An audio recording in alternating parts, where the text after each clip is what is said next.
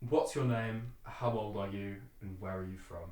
My name's Thea Mills. I'm 20 years old and I'm from Telford, but I moved here like 4 years ago now. And before that, I was from Walsall area, so I've moved schools a few times, been to different colleges. Then, yeah, so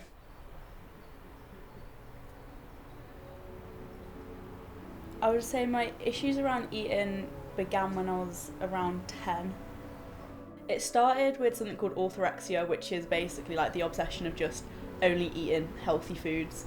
And then it developed into anorexia, where I was restricting all my food intake. So any possible way I could not eat, I would take that chance. Or if I could burn more calories than I was eating, I would take that chance. And then as I kind of was starting my recovery from anorexia and eating more, I kind of got afraid that I was eating more, so then my anorexia kind of turned into bulimia. My reaction was like, "You're lying to me." I didn't believe it. I genuinely thought at the time everything I was doing was good. I didn't believe it until like a year after being in recovery. Like, to start with, it was more people telling me I had a problem, or like professionals telling me I needed to eat more or something. But it wasn't until I sat down, like looked at myself, looked at what I was doing, and then realised like, oh, I really do have a problem.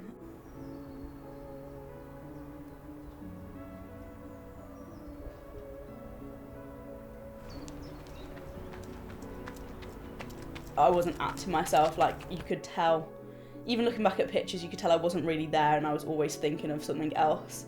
It wasn't until that like orthorexia kind of turned into anorexia, where I was losing loads of weight, became super poorly, that it had that physical effect.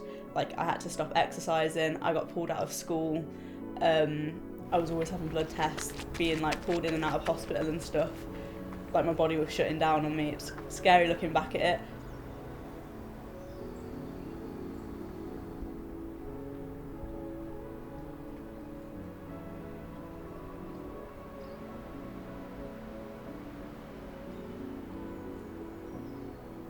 I was so withdrawn from just life in general, and so didn't have the energy to socialise with people, and anyone that kind of showed care and trying to help me, I kind of pushed them away because I didn't want to accept that help. I wanted to be as skinny as possible, and if anyone was trying to step in my way, I would push them away.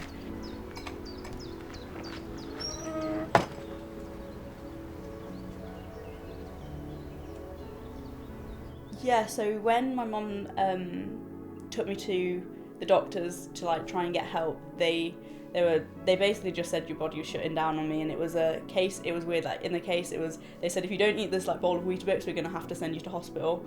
I didn't eat the bowl of Weetabix. I got sent to hospital, and I can't remember exactly what they were saying. I was young, obviously, but they were doing all these blood tests, and they basically were like, if you don't like sort your stuff out now, you're going to die.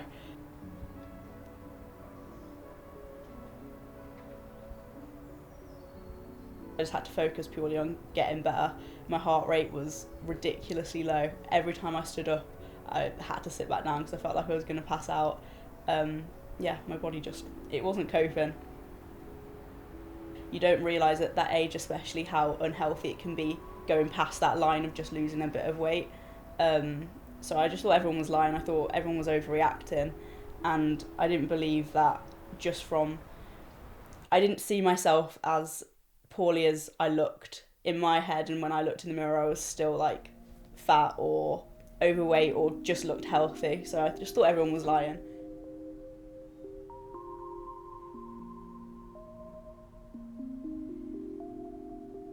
What were some kind of things or techniques that kind of helped you overcome your issues? Um, I guess therapy was one of them. I didn't think at the time that it helped. Looking back, it definitely did. Just having someone to like talk to about everything, having that continuous like accountability and check-ins, that definitely helped, and I was very lucky to receive that. At the time, I had an Instagram account, which was like a recovery Instagram account, where there was a bunch of other people in the same position as me. Um, Knowing that I wasn't alone, and knowing that me feeling the certain like me feeling the certain way I did towards food and exercise and everything, I wasn't crazy. It was just a mental illness.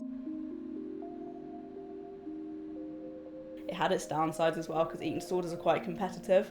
Like, you'd see people who have been to hospital like 5 times and you've only been to hospital like twice, and you think, oh, I'm not as ill as I should have been, which is a weird way to think. So I think it comes from the point that you never see yourself as poorly. Like, it's a mental illness, but it has like physical effects, and I think you could be a healthy weight but still have like the mental headspace of someone with anorexia, but people don't see that. Like, oh, like, people don't think I'm poorly anymore and therefore I should eat less again, or if people don't think I'm really sick then I'm fat.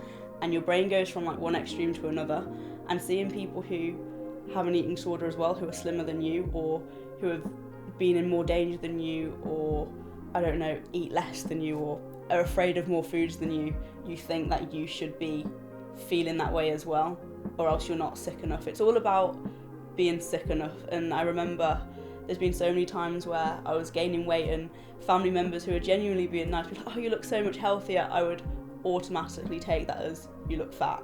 And then it would send me back into a relapse, because I thought like being healthy was like the worst thing possible. The most standout person is definitely my mom. She was there throughout all of it. She's the one that got me help in the first place, and was there through everything. I think even just like things like she like quit a job, which a lot of people aren't fortunate enough to have that kind of support, but she quit a job to help me because, as I said, I had to be off from school. She'd deal with me having meltdowns in the kitchen every single day, every single meal. Like, my scales to like weigh my food broke once and I threw a plate at her. Like, she'd never get angry, she'd never take it out on me. She just was upset, obviously, but she's still like my biggest supporter now.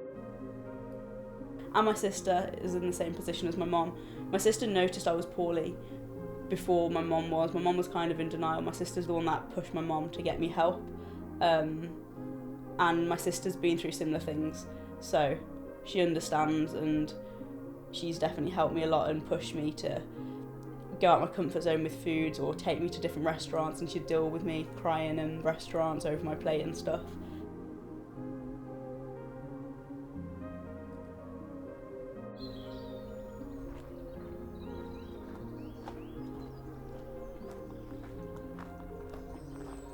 Like, I think when I was really poorly, I genuinely couldn't imagine the future. It was just like black when I thought of it. Whereas now that I'm healthy and I'm happy and I can see how many opportunities I have and will have, that really motivates me. So I just think, how stupid would I be to throw away all this happiness, all this love, all this support to be like skinnier? Like, it makes no sense to me anymore.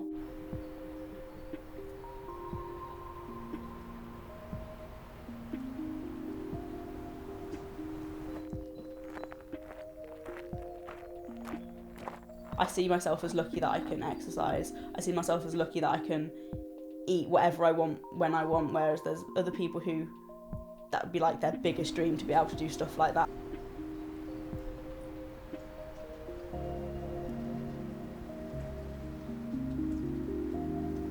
When I was like diagnosed at around 11, I was like over exercising. I only saw exercise as a way to like lose weight and burn calories. I'd spend hours and hours running. I'd do like 40,000 steps a day, and if I didn't do that, like, I couldn't eat.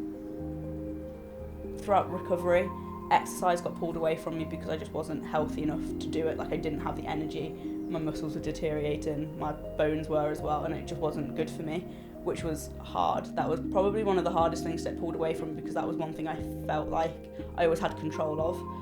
And then when exercise got like reintroduced, to start with, I went back to doing it the way I was doing it before, but at that point I already made quite a lot of progress mentally, so it wasn't to the same extent, but it was a little bit. And then when lockdown hit and you couldn't go to the gym and I couldn't spend all my time outside getting 40,000 steps a day, it like forced me to be like, right, I've got to kind of make the most of what I can do in a set amount of time. And even though at the time it was still about burning calories and looking a certain way or being lean or having abs or something like that, it kind of forced me to think about it in a different way, to just be strong. And after that, when lockdown lifted, I got a gym membership again, and then that's when I kind of started like the bodybuilding style training. I didn't do cardio for the whole of lockdown, so I didn't do it when I went to the gym. I just focused on weight training, and I really enjoyed it, and I saw progress and I felt strong. And then all of a sudden I started viewing food as like fuel to feel strong and to see progress, and yeah, I just haven't stopped since. In what ways would you say your life has kind of improved since you've gotten better? I think in every aspect you could think of. Like physically, I don't feel out of breath or lightheaded when I stand up, or I don't feel tired 24/7, and I can meet new people, I can talk to new people about things that aren't just food and fitness. I feel like I've got an actual personality now. I don't feel like a shell of myself.